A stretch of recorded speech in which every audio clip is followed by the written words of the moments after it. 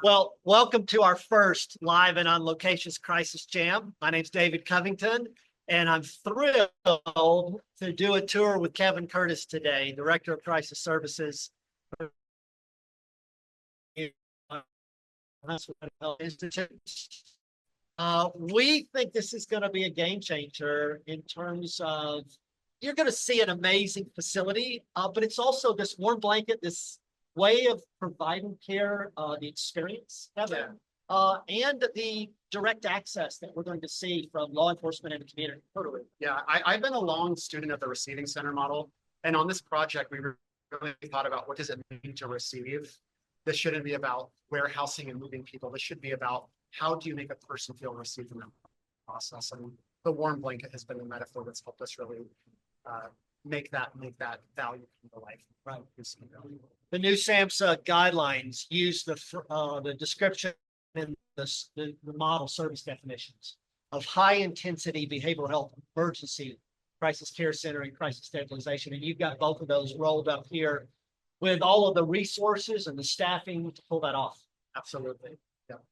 We've really leaned hard into making this a functional service for the people that receive care there. All right. Well, we're going to meet a number of amazing stakeholders who've helped make this happen as Kevin and I take a stroll through this facility. So Kevin, lead the way. Sounds good. All right.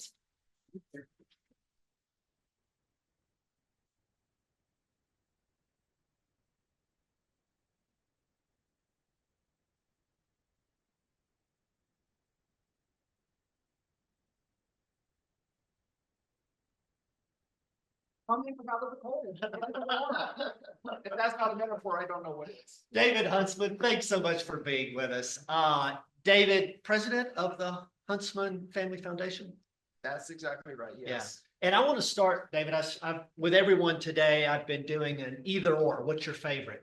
So for you, I actually have your either or is Sundance Film Festival or Twilight Concept Series. I think Sundance has been stable here for so long. Rumors are that it's going somewhere else. I hope it stays here. Now that I've not heard. So Okay. I don't know, but my kids have all loved going up to Park City looking for stars. So yes. Sundance. Well, Justin and I, of course, our filmmaker with the Moving America Soul and Suicide documentary, we're so thankful to you, to Christina and Rick for helping host that film here. And I'm actually going to show on the screen for our audience the picture that inspired us doing that when you were looking out the back of that auditorium at the cancer. Was that the Cancer Research? The Cancer Institute, yes. And thank you for highlighting all the amazing things that are going on. You know, your audience, we're just so grateful to you and, you know, highlighting these important things, you know. And we're so excited today to be able to highlight this amazing building. You know, as far as I'm concerned, this is one of the most important buildings to open in a long time because of the amazing work that's going to happen here. So, David, before we get to this building, let's talk about your family, your parents, John and Karen, and your siblings, you and your siblings. You've invested in Utah in cancer research, cancer treatment. What are you most proud of the impact that that's had? Well, we love the work that's happening in cancer. And, you know, if you were to ask to choose either or between cancer and mental health, that's like picking a favorite child.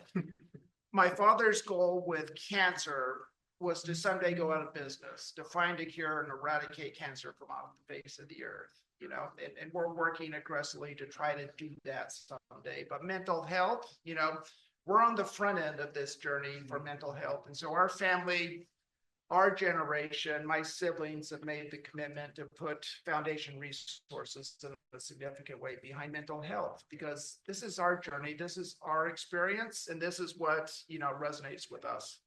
Your parents challenged you to find what would be your thing, because your dad had cancer and turned his...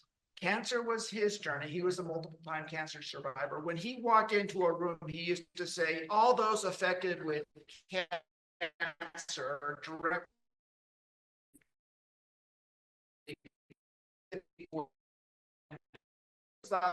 cancer, the thing that affected the greatest number of people. Maybe it's even more so than cancer. What was behind you and your siblings determining that mental health substance use would be your focus?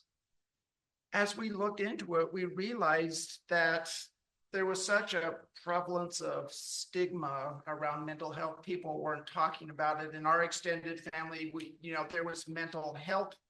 We used to joke that we don't have mental health in our family. We just have alcoholism and suicide, but luckily no mental health, and we just saw that it was something that we need to put resources behind. We need to do better. The way we've treated in the past isn't good enough. We have to find ways to treat people in crisis, because that's our family, that's every family. And it's just so important that we have resources like what you're talking about today, here in this building, for everyone to have access to. So Kevin, you used the word receiving center, and this lobby communicates you are received, you are welcome, this matters. And the investment of the Huntsman, of Kim and Kelly Gardner, and others in the community have helped make this happen. Why is this important to you? And tell us about this opening. Yeah. So I think a lot of the participants on this live stream will relate to the idea that mental health typically happens in the darkest, dampest corner of the building that nobody wants, right? And so we're used to being really scrappy and figuring out how to do it as well as we can in under-resourced and under-planned sort of locations. So this opportunity for me really felt like something where you've got all of this experience of doing it as well as you can without the resource, to how would you do it in an ideal fashion with the resource? And our partners at the Huntsman Family Foundation have been pivotal, not only in helping us connect a resource, but also challenging us to think bigger.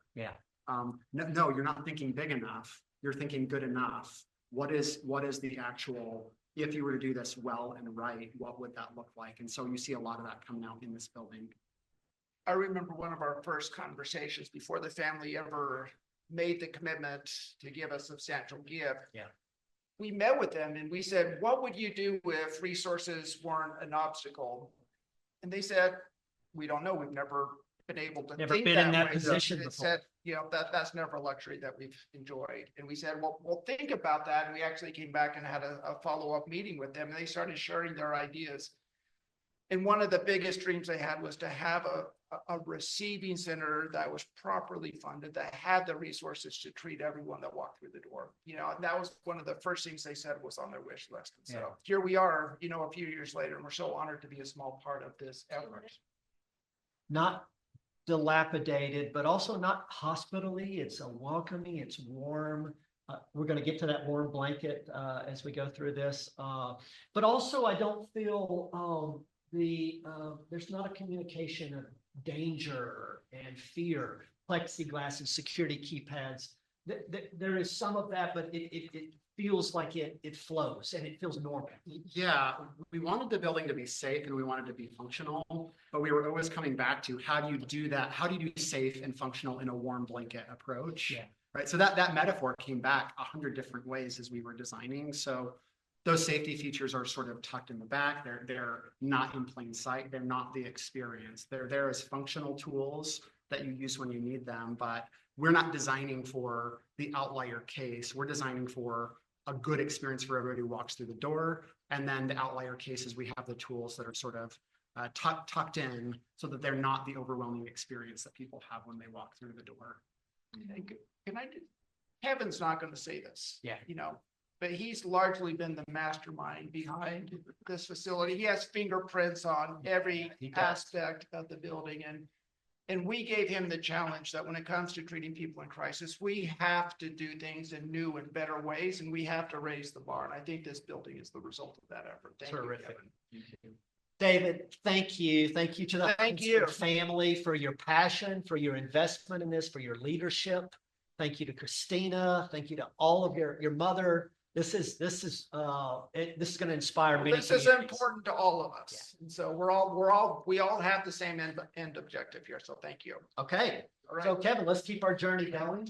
Now, Kevin, David was talking about your fingerprints on this facility. Cute. But you were saying, you weren't saying, I want to say that one of your first work opportunities was in the Urgent Psychiatric Center in Phoenix, Arizona. So That's tell right. that story. Yeah, so I didn't know a whole lot about crisis care. I was doing grad school down in Phoenix at Arizona State, proud Sun Devil. Yeah. It was just a model I had never seen or experienced. And I started with a kind of internship practicum experience and then ended up working there for a little bit. And it really gave me some foundational knowledge about what those programs are, how they work, and how they provide access, but also support our public safety system as well. It's a really great model. So that no wrong door philosophy that you saw, we're actually having a fireside chat with Dr. Chris Carson next week in the Crisis Jam. So we'll welcome him then.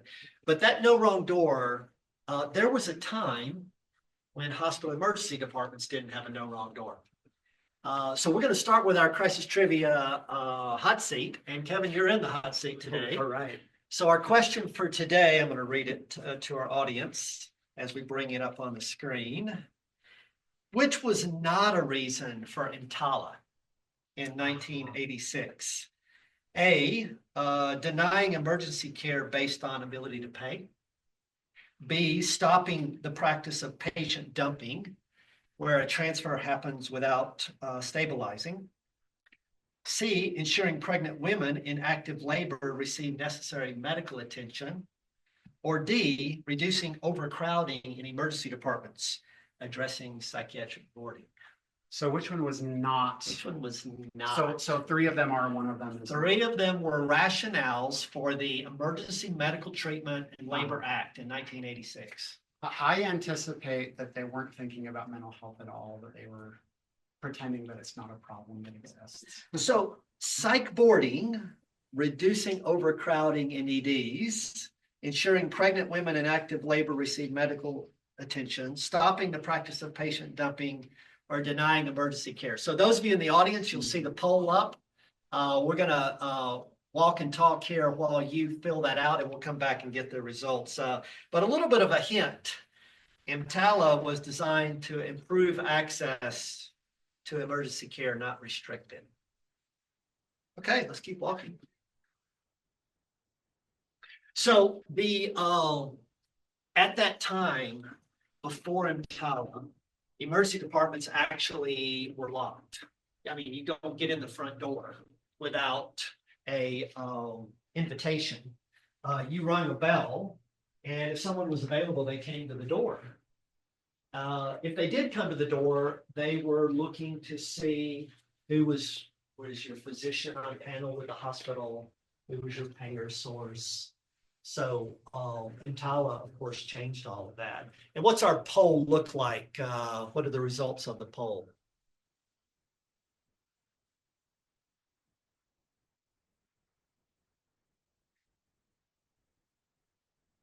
Yeah, so we've got the majority of you in the Crisis Jam audience, well, right at 50%, said that D, reducing ED boarding. And yeah, that wasn't a focus. It wasn't about restricting access. It was about making sure people had access to care. So let's go to our next partner, and we've got Chief Danielle Croyle. I'm going to hand you this mic, Chief. Okay. Nice. So Chief, before we learn a little bit about you, I've got an either or for you. All right. What was your favorite? Was it working in the FBI field office or working with the Ogden Police Department? It's like asking which of your children, but that's it. I spent more of my career and law enforcement career working at Ogden Police. And so I would say Ogden Police Department, but I'll even go back. My most favorite position, even though I'm the chief now and work my way through, was working with victims of domestic violence and child abuse and sexual assaults. And so working with that compassionate care and investigative prowess to work those types of cases. Yeah. I love Ogden. We've been there for Spartan races up in Oh, yes. mountains. Yep. Up there by Snow Basin and up by Powder Mountain and It's so all of that. beautiful. It is a nice area. Yeah. So I've only seen this setup for law enforcement drop-off in the Tucson facility of Connections Health with Margie Balfour. would you show us Sure. how this is going to work, Kevin? Yeah, absolutely. We'll see if the doors work. Yeah. I don't think they are. Well, I. Oh, you got the magic key. I got a key. So I right. think between Okay. the magic of keys. There we All go. right, Perfect. so he does have a key to the. We're still learning this building. We've got a week and a half. Maybe we stand over here. Oh, shut up. So this is one of our officers that works with our homeless resource unit Yeah. that's where this is located. Do have, we will bring individuals here that are experiencing mental health crisis. So he's also been on the tour and looking at how we bring patients in and bring those that are experiencing that. So Kim, can you describe the flow for us? How will this work? How do they communicate, locking up the gate so that we have a secure, protected environment? And what's the flow? Yeah, definitely. So they roll up to our gate 24/7. There's a intercom system that they can communicate with our security team. They release the gates and they're able to pull in. The gates close to create security in those transitions. And we're able to have our staff receive our law enforcement partners 24/7. We've been piloting this for quite some time, and our handoffs with law enforcement are taking about 6 minutes, which is a big metric that we look at. We, as an alternative to jail booking, as an alternative to emergency rooms, we think a key way that we can support our law enforcement and some medical service folks is to give them a quick transition so they can get back out to the street doing the work that they're saying. The Los Angeles police have coined this phrase wall time, where they go to a hospital and get caught there, land up standing up against a wall, waiting. What does something like this mean for your? Well, force? for our team, it's a place that you're transitioning, right? But also that they could do reports. It is a safe environment for them to come in so that they're able to focus on the needs of the patient. Come in, transfer the patient to personnel here. They can still have a break for a few minutes, work on their reports with the report writing area, and have a snack, and then get back out there on the road. So you bring up there were two things that law enforcement asked for, Kevin. Yeah. We early on, before we ever put pen to paper on the design, we brought in law enforcement leaders and asked them what would a warm blanket look like for our law enforcement partners, and they said a bathroom and a place to grab a snack. And so we designed in a little lounge off of our handoff area so that when they come in, we can take the handoff and they can take a beat to use the restroom, grab a snack, write that report, so we get back out. So we've got Dr. Brian Sims, who's the medical director at the National Association of State Mental Health Program Directors, the Trade Association for Behavioral Health Commissioners. Dr. Sims, do you have a question or a comment that you'd like to make for Chief Crow? Well, definitively, I have a comment, and that is, first of all, thank you, Chief Crow, for sharing that wonderful information. It's exciting to hear because many of the states have been saying to us over and over what kind of process could be put in place, and it's just such a thrill to see this in place. I did have a question with regards to processing, but it seems like you've answered it because I was concerned, not in a negative way, about the intake process for the people being served. But I also wanted to know about the officers themselves, the law enforcement. How is this seen as really an advantage for them? And I think you went through some of it, but if you had any other comments, I'd love to hear that. So 2 quick questions. One is what are the advantages for the officers that they would see in this kind of program? I think it's better, it's safer, it's more supportive, it's more of a comprehensive supportive system that we are collaborating with the Huntsman Mental Health Institute and working with those professionals. So we know too, also, we can also learn from them. Like if we have somebody that's combative, what were some techniques for us to de-escalate? And so those are things that we're always learning to improve on. And so I think there's a lot when we collaborate together that we learn collectively and how we can apply it to the job and task. Dr. Sims, thank you so much for your comments. The other question he asked was about the intake process itself. Let's go back inside and see a little bit more of that. That's what that Yeah. All right. We're going to see if the magic key works in the other direction.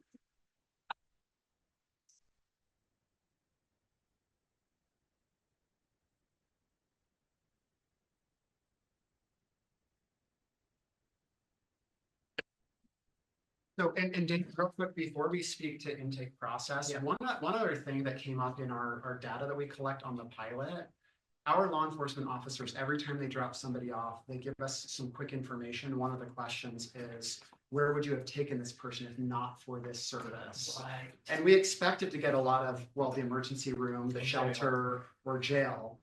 30% of the time they're marking, I don't know Oh, where I wow. would have gone. So to that point of benefit for law enforcement, there's a pretty high threshold for when they're going to go to jail, or they're going to drop a civil commitment hold, Yeah. or they're going to go to put somebody in jail booking. Yeah. But they see people every day that they know need help, Right. but there's not the resource, or they can't force it, right? And so I think there's something about this that's lower barrier, that they feel like they can use this in situations where they couldn't use those other tools. Yeah. So we really like that as one of our functions too, Yeah. providing a new tool.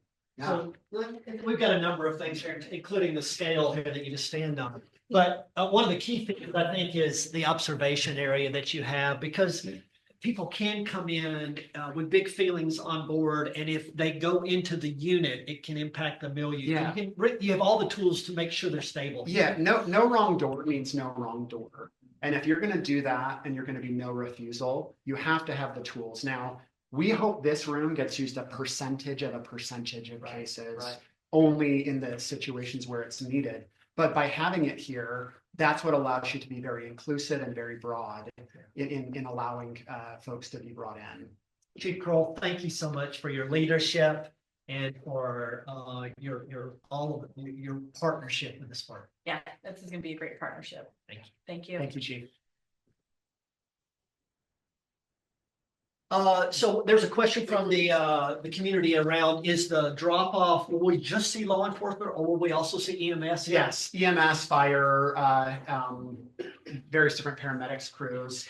And are you seeing those other partners in your pilot program Yes, now? yeah, we are seeing them use these services. So we're now walking, Kevin, toward you've got a co-located mobile crisis as well as an area for law enforcement. Are there liaisons? Tell us more about that. Yeah, so our facility sits in the catchment area of South Salt Lake Police, which is the organization Chief Croyle oversees. So we created a business associate agreement. So for those law enforcement officers, they have kind of touchdown space back here so that they become an extension of us in that partnership. And then also in this zone, we have space for some of our mobile crisis teams to co-locate in support of this coming online as a dramatic expansion of our statewide crisis response system. So Claudine, welcome.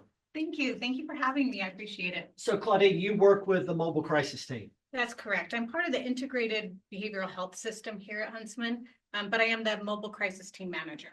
So we've been starting with each of the people that we come across in our journey with an either or. Well, we've been giving them easy, what's your favorite things? For you, it's a little harder. What's more important? There's no right answer, but what's more important? Chief Kroll was just talking about de-escalation. Is crisis de-escalation more important or crisis follow-up more important? Oh, that's a tough one because they both have a place. We have to de-escalate so that we can create the services and do the follow-up care. So both of them are equally important, because if somebody's still escalated, you can't even talk about what's the next step. And that next step is what is going to involve, the follow-up care. You've got a full continuum here from a statewide 988 through mobile crisis and facilities. This isn't the only facility. You've got numbers of other facilities across the state operated both by University of Utah and others. That is correct. Yeah, we have the integrated 988 crisis line. We had about 91,000 calls received over the past year. We have the warm line, which is, I'm not really in crisis, but I would love someone to talk to. Yeah. We have a Safe UT app, which was developed here in Utah for students and educators in the schools. And then we have our mobile crisis team, which serves Salt Lake County right here. But there are teams throughout the entire state that are deployed through the 988 call center. Dr. Brian Sims is asking about the trauma-informed training and approach to the work that you're doing.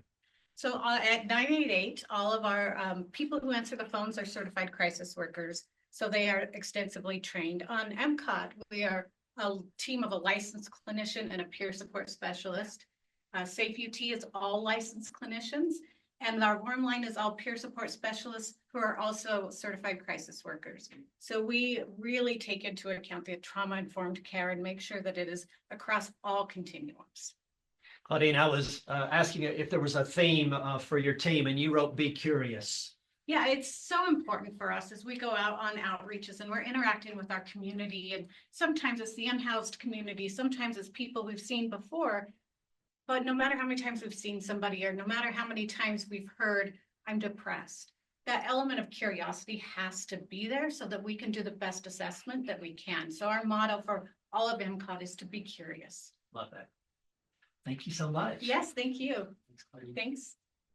So Kevin, tell us again when you're going live and what that's going to look like. Yeah, so we have a couple of events.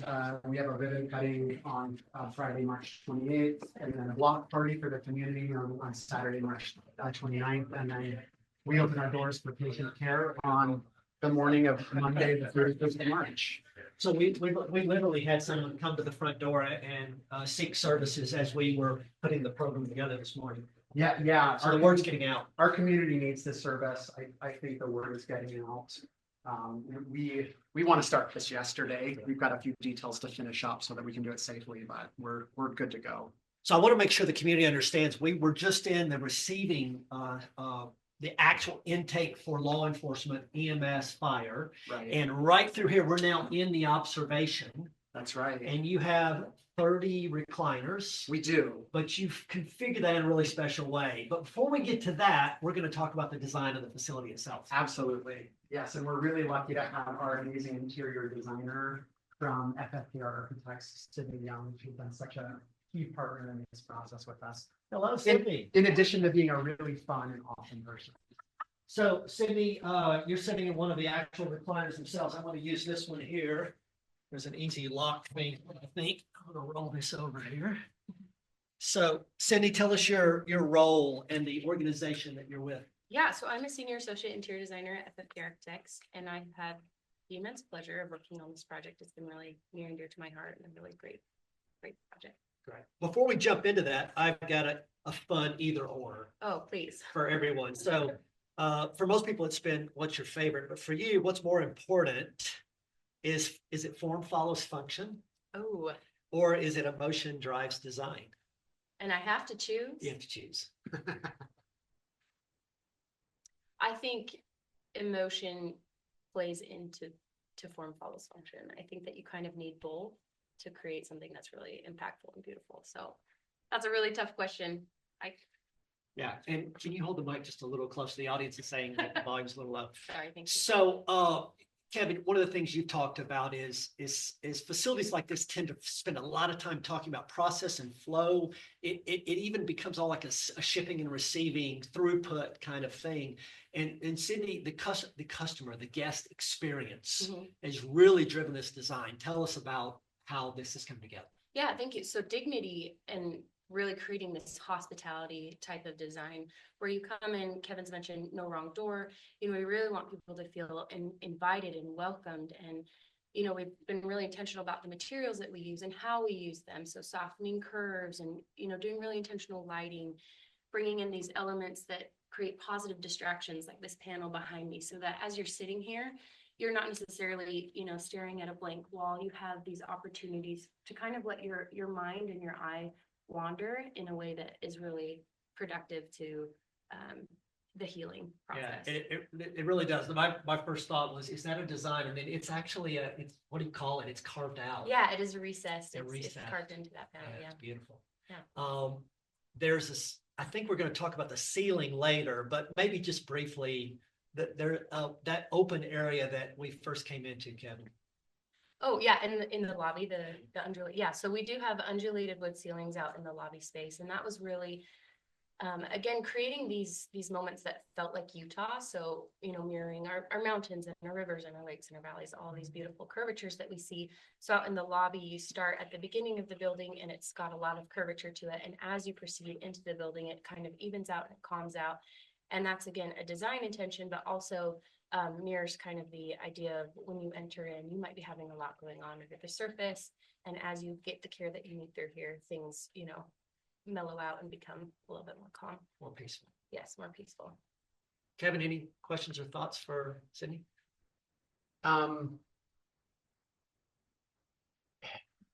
Yeah.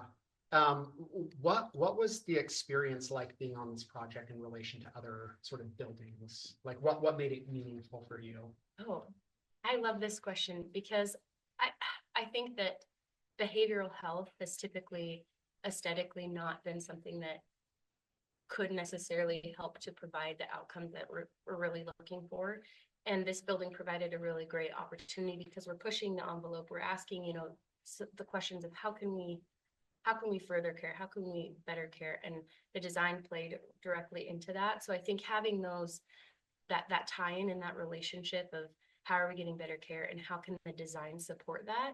And then knowing that it's going to have such a great impact on our community and it's going to be providing a really valuable resource and really breaking that stigma of mental health, not only through all of the wonderful work that you guys are doing, but also in a design sense of how can we make this really look and feel like a welcoming hospitality space instead of a traditional mental health space. So that's been really Sydney, thank you so Thank you. much. Thank you. Yeah. We've got a question in the chat, Kevin, about the fee model, and I think we'll save that until Sure. we're with Rep. Elison toward the end of the program. Well, we're now going to walk quickly out to the, you've got a healing garden. We do. That has a labyrinth, and I think the snow really creates a beautiful view of that. Yeah, one of the kind of ways that we sort of conceptualized the warm blanket. One of the concepts was bringing in as much natural and intentional light as possible, but also bringing nature into the building and bringing care out of the building. That kind of grounding function of nature is really important to care in the healing process. So everyone will have access to this regardless of the program they're in? Or? Yeah. And so that's the thing. And I think Sydney kind of touched on this. In behavioral health design, so much is pushed by regulation and safety. And I think a lot of people don't really wrestle with how do you do kind of welcoming warm spaces and functional spaces in tension with that safety. So, you can kind of see we're in kind of a more sparely designed courtyard. It's done this way on purpose because it allows us to make it accessible to people when they first get here. Yeah. Once they've gone through our processes and have had kind of evaluations and we have a better sense of their safety, we have a much larger, kind of more functional design that has a bit more risk designed into it. So we'll show the drone footage of what it looks like from above. Yeah, excellent.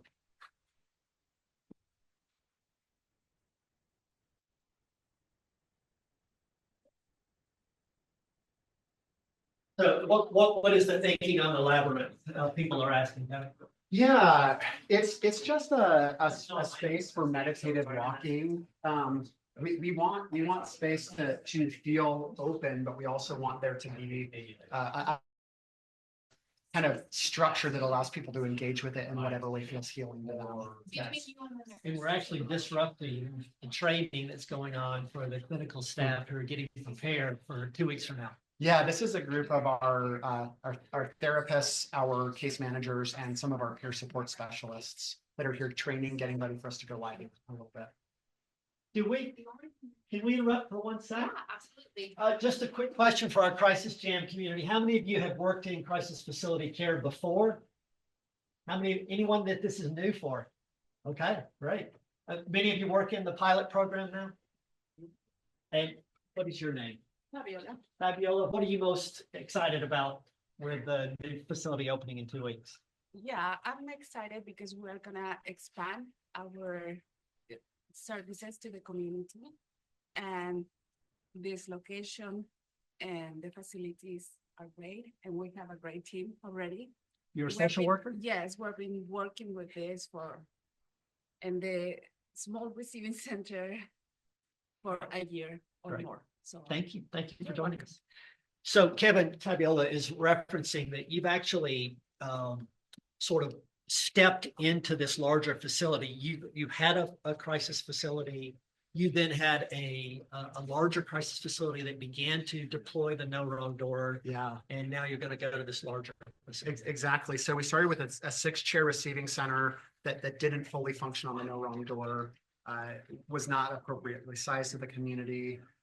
As we were developing this one that's scoped out at 30 chairs, we had an opportunity. This is a cool thing to point out, but the Salt Lake County Council unanimously voted to appropriate funds for us to expand the space and pilot the law enforcement no refusal.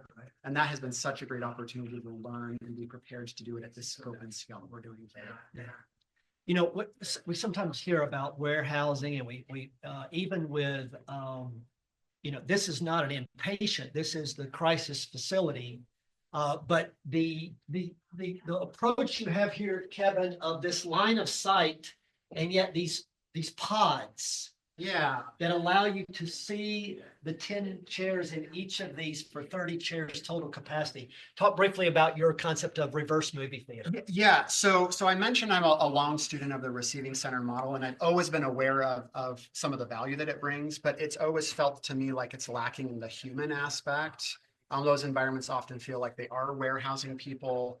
And I've coined this term, the reverse movie theaters, how a lot of these places feel, where you've got staff behind glass watching people in chairs that are all in a row.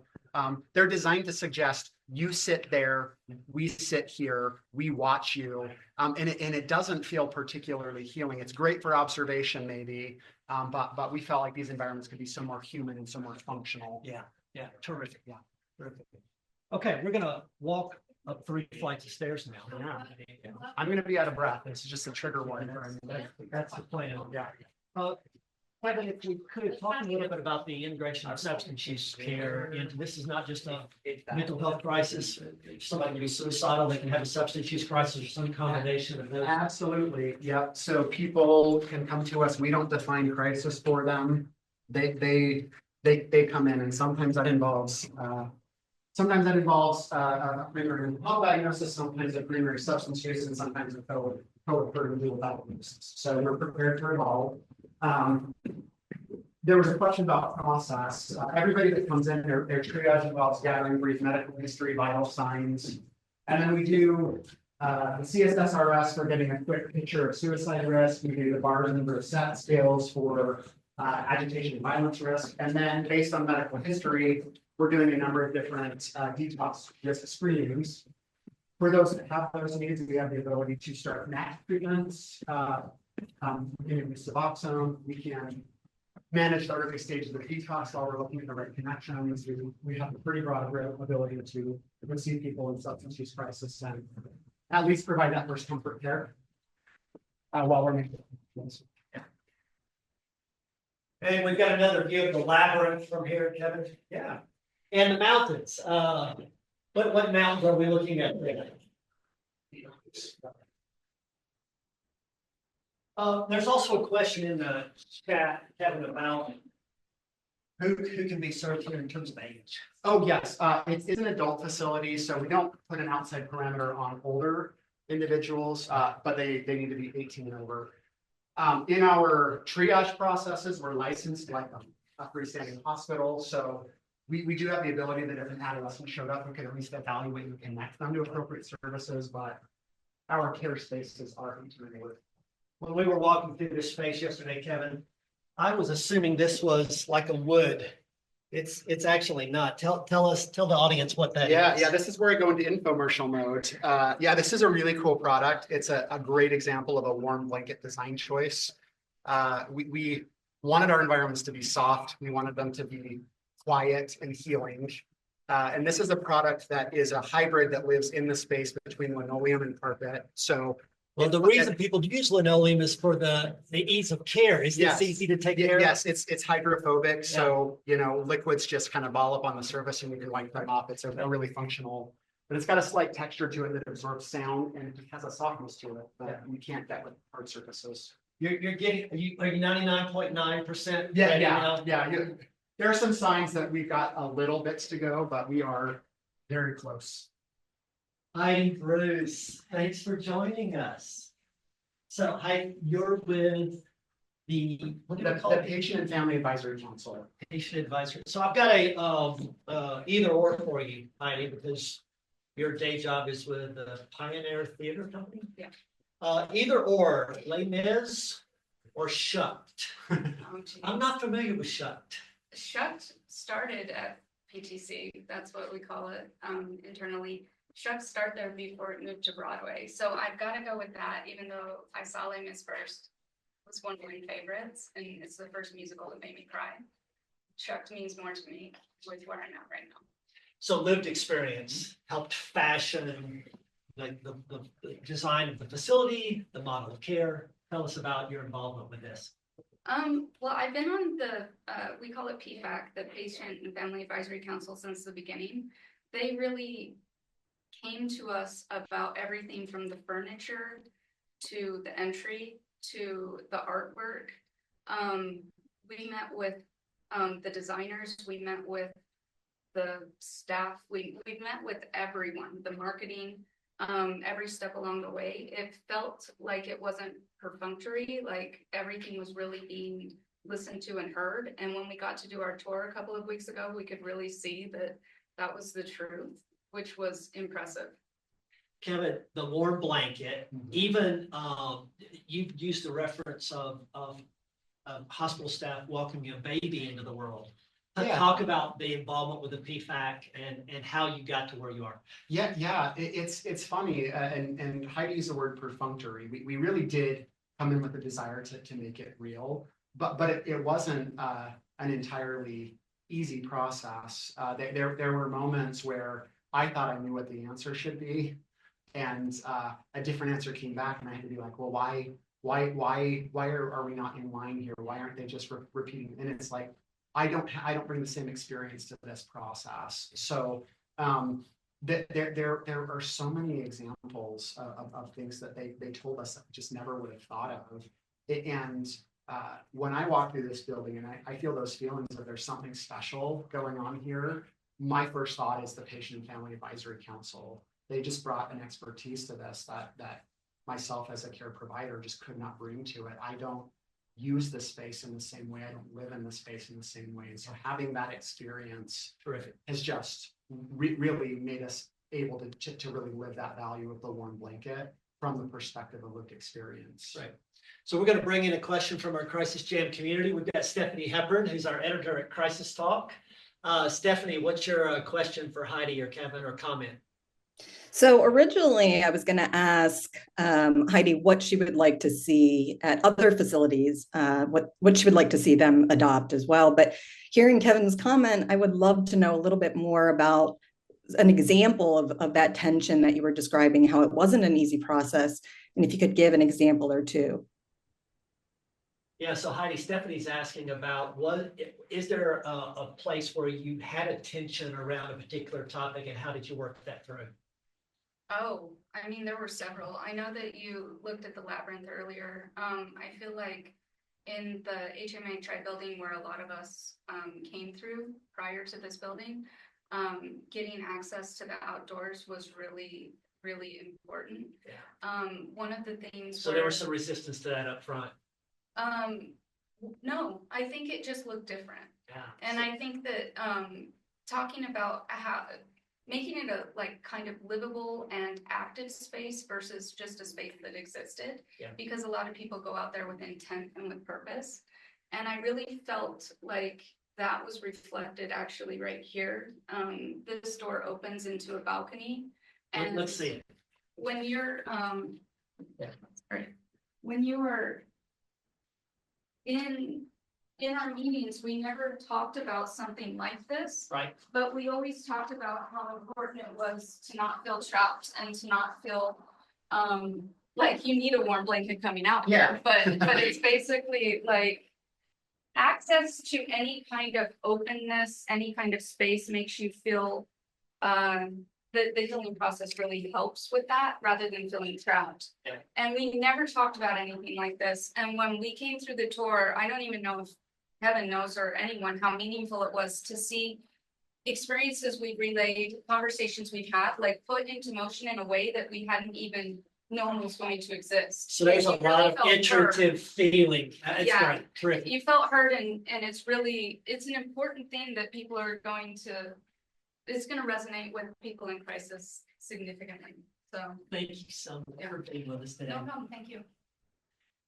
So Kevin, I was actually here in August of 23, Okay. And at that time, there was no flesh to the building. It was just the bones. You were laying the last girder. And yesterday, we're not going up there. The reason we're taking stairs instead of the elevators is because of Wi-Fi. Yeah. And we lost Wi-Fi on the roof. But tell people about the beam, and we're going to actually start showing the footage that we shot yesterday so that people can see where that beam is and what it means. Yeah, yeah. So there's so many things within this building where we've taken the opportunity to, we want the people that work here, we want the people that receive care here to be reflected and be in the DNA of the building. So when they were finishing up the steel work for it, we talked about, is there a way that we could kind of commemorate that?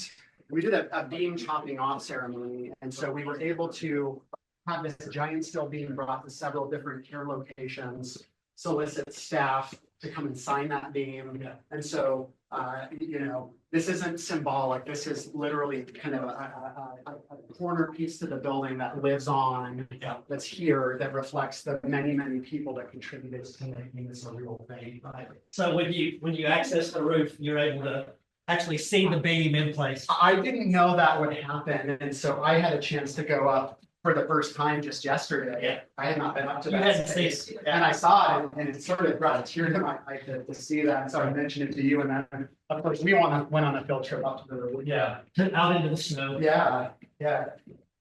So Kevin, we're walking onto the second floor. Tell us about what happens here. Yeah. So the second floor is all about transitions and resolving drivers of crisis. We know that crisis is often an issue of biology, neurochemistry, genetics, but many times it's an issue of unresolved drivers of crisis and people that are hopeless and don't see a pathway to resolution. So in our design many years ago, we felt it was important to have some services here that could be focused on quick connections within building that we own that help people start the process of resolving drivers of crisis. So you've got a number of partners, legal and employment, medical and dental. Yes. So those are all different collaborations that help us provide that access. They're also associated with our college, the University of Utah. So we're training learners. We're building the workforce while we're providing some of that access. We also coming on board. This is kind of evidence of still yet to be installed dental equipment. Yeah. So really exciting that we can ask those social determinants of health questions and have direct things to connect people to help resolve. And research. So you already referenced some of the outcomes that you're tracking. The question you're asking law enforcement. What would you have done? Yeah, exactly. We know that mental health is underfunded. And we take seriously the responsibility that if we want to be better funded, we have to tell better stories about what we're doing and why. We need to tell better stories about the effectiveness of what we're doing. And most importantly, we want to have the ability to tell stories about the impact of what we're doing at the economic level, the societal level, and we can only do that. We're not the experts in that. So research collaborations are brought in the building to help us do that and tell the stories better. Representative Steve Ellison. Well, Great to see you, my friend. You too. Hey, before we get to Steve, Kevin, there's a question in the audience, and I didn't spend enough time talking about flow and the number served. So you have 30 recliners in the observation. You have how many inpatient beds? Which would be your short-term crisis stabilization. Exactly. So 30 recliners.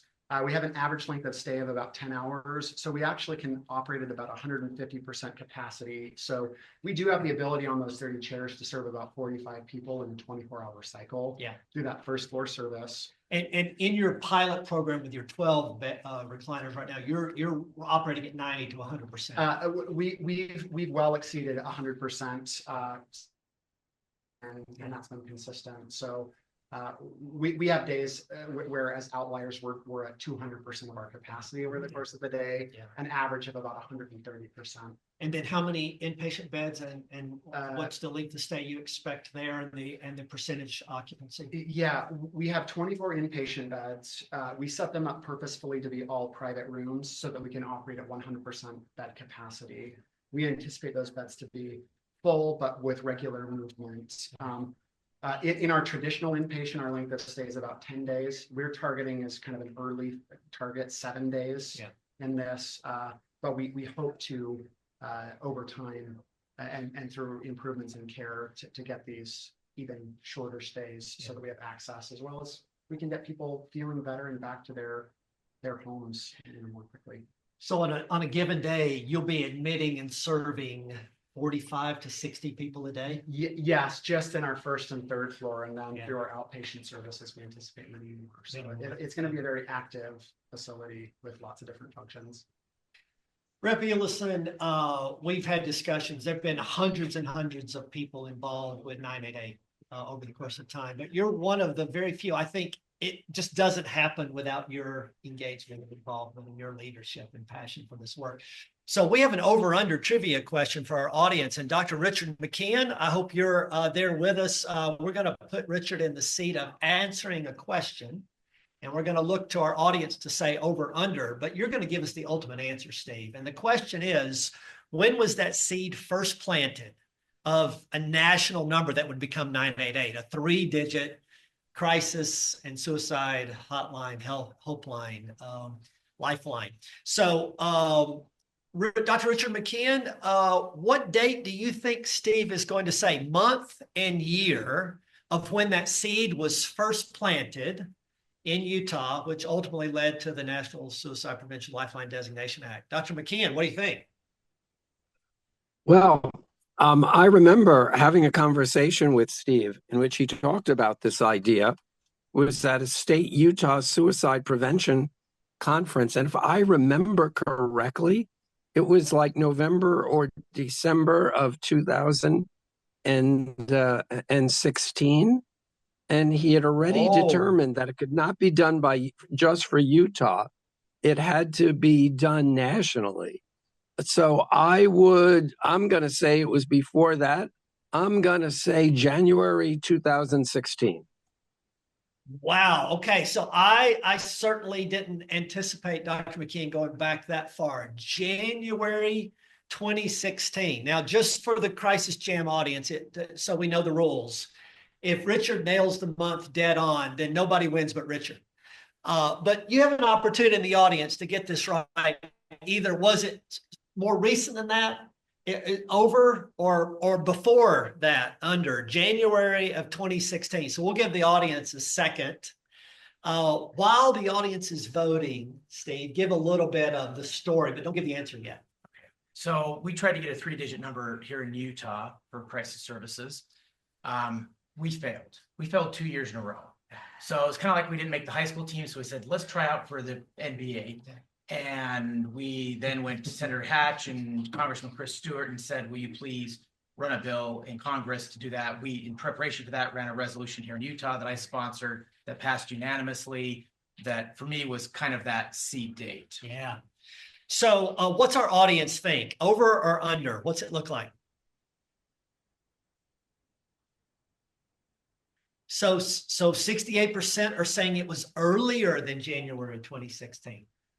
What do you have as the answer, Steve? There's probably not one right answer, but it was March of 2017 that Utah passed the resolution unanimously saying, Congress, please create a 3-digit number nationwide. And then it was our delegation that took up that charge and got the first bill running. Yeah. So, Steve, what does this facility mean to you? Well, about 2.5 years ago, David, as you know, Hope had a new number. Now, Hope has a new location. And you've seen what a beautiful facility it is. We have these across the state. Yeah. We think this is the crown jewel of the state and maybe the nation. Yeah. But this is the safe place to come after someone to visit and someone to call. And so we're calling the whole area here the campus of hope, because that's what it symbolizes, is hope. Yeah, it's a terrific game changer in terms of setting an inspiration for communities around the country.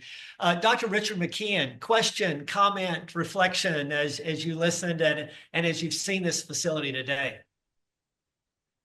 Well, I have a comment and a question. So my comment is that I think it's important for folks to realize that Steve is probably the single most essential person in the creation of 988, because without him, it would not have moved from an idea of advocates in Utah to coming to the national stage, engaging the Utah congressional delegation, and having the National Suicide Hotline Improvement Act first signed by President Trump And then after that, the National Suicide Hotline Designation Act, signed by President Trump in October of 2016, of 2020 rather.